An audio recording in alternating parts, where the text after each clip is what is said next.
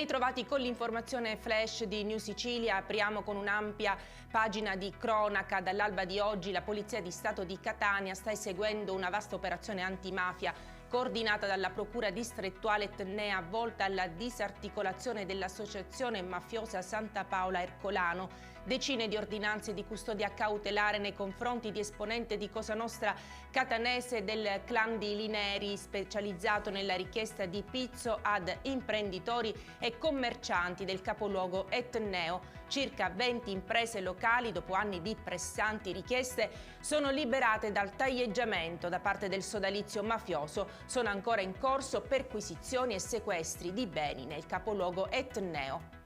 La Procura di Catania ha chiuso le indagini su una presunta truffa da quasi 2 milioni di euro a un professionista lombardo, sfruttando la complessività legata al funzionamento del sistema bancario di paesi esteri, reimpiegando gran parte della somma nell'acquisto di un immobile di pregio intestata fittiziamente a una società maltese. Il reato ipotizzato per due professionisti catanesi, Alfio La Rosa e Giuseppe Privitera, è di truffa aggravata, riciclaggio e trasferimento fraudolento di valori.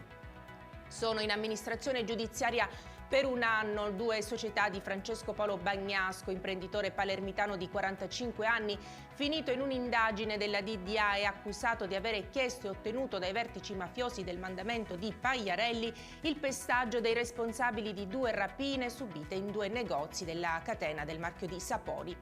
Ancora crisi umanitaria al porto di Catania, si sono rifiutati di salire a bordo e sono rimasti sul molo 10 dove è attraccata la Geo Barents, i due siriani che ieri pomeriggio si sono buttati in mare dalla nave di Medici Senza Frontiere. La loro condizione, riferisce l'ONG, è buona. Intanto è stato presentato ricorso dai legali della Humanity 1 al Tribunale Civile di Catania con cui si chiede al giudice di ordinare lo sbarco immediato dei 34 migranti rimasti ancora a bordo. E con questa notizia per adesso è tutto, grazie per averci seguito e arrivederci.